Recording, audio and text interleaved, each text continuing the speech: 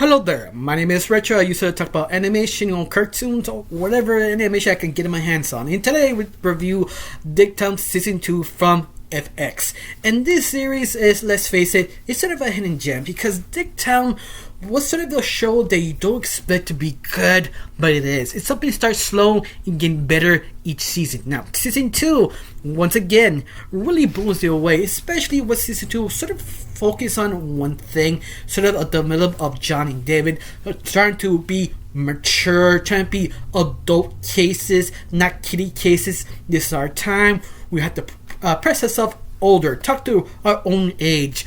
But I love it. They sort of focus on what's wrong with John and David. What's the thing they're holding themselves back? Well, John thinks he was basically mainly doing the wrong cases, picking the wrong clients to develop him becoming better. Especially, he thinks he's right.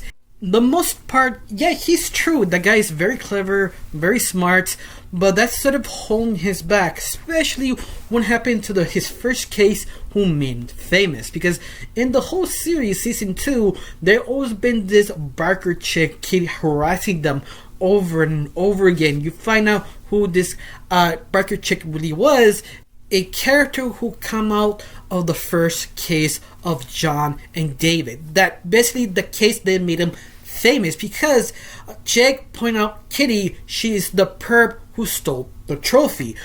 But this is the thing, like some of the clues didn't make sense to John. He was 99.99% sure he was right. That 1% he was sort of doubt. But he sort of forgot that doubt, forgot what to focus on, because his career really blew up as a teenager, and now he's sort of kind of remembering, but at the same time, he sort of go everything he became, that he is afraid to be wrong because that's how he is, the smart person. That's my reason existing. That is my personality. That's the only thing that is true to me.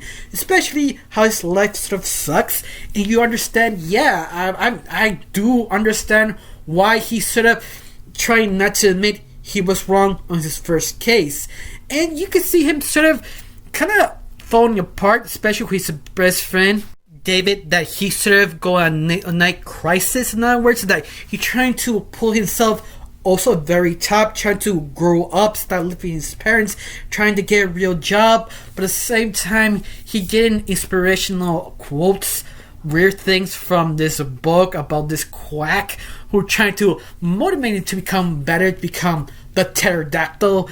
And John just look at David like, are you sure this is legitimate? Because she sounds like a quack. And David trying like, no. How he responds back to John like, you think you're right if the things you did in the first case.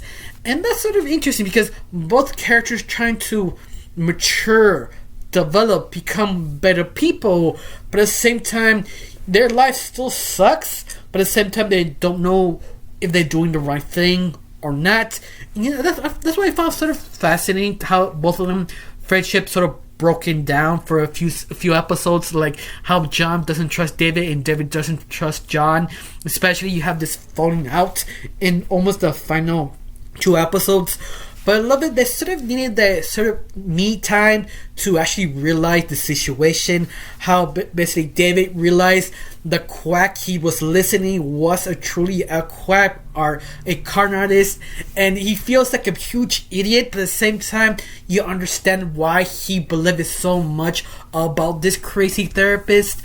And yeah, I get it. Sometimes you think you need somebody to motivate you, to tell you you could be better, but at the same time David has his best friend, the one who kind of help him out, the man who trying to pull with him, get higher elevated, in other words.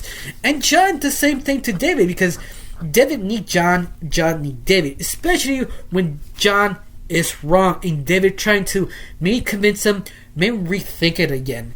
And that's just so interesting because you see this Barker chick coming back, you're trying to explain her point of view, but at the same time, she wasn't a good person either. I'll be honest with you. Like how they showed the flashbacks, how she was, let's face it, an asshole, and she tried to convince him like I was sort of condemned, but at the same time, yeah, but it's one of those things that you can easily screw yourself over.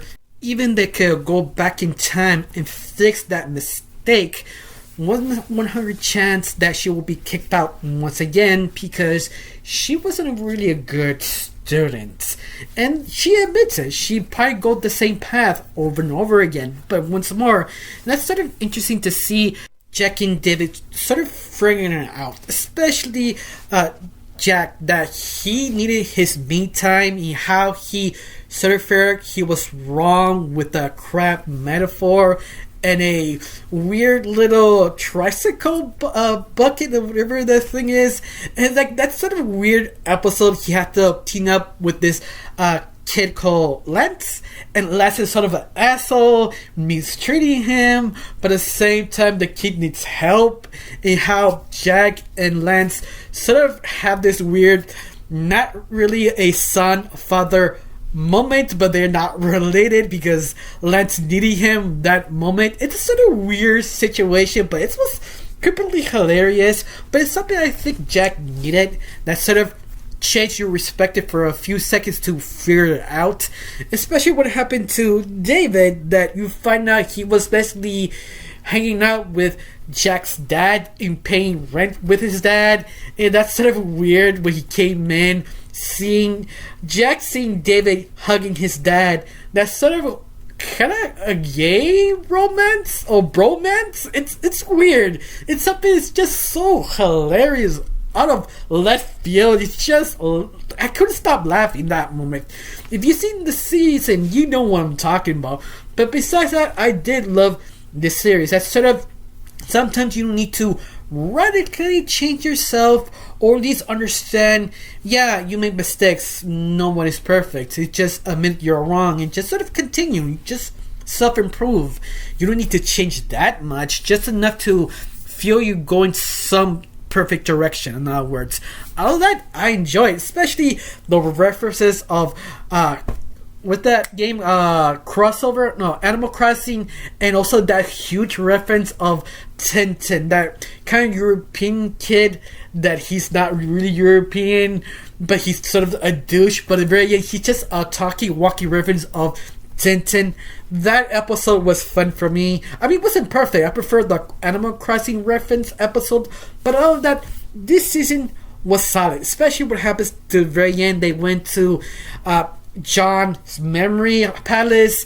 That's sort of trippy, weird. It was a fun time. I mean, let's face it, this season was fun. No, I won't complain. It's just too short.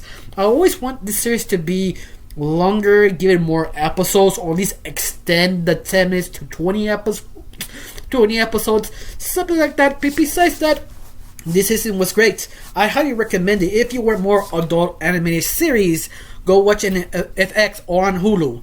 I really got nothing else to say, just one question. Do you see this series? Do you like it? Do you hate it? Tell me down below. Let me know. I really got nothing else to say, just thank you for watching. Don't forget to subscribe and have a wonderful day. Bye.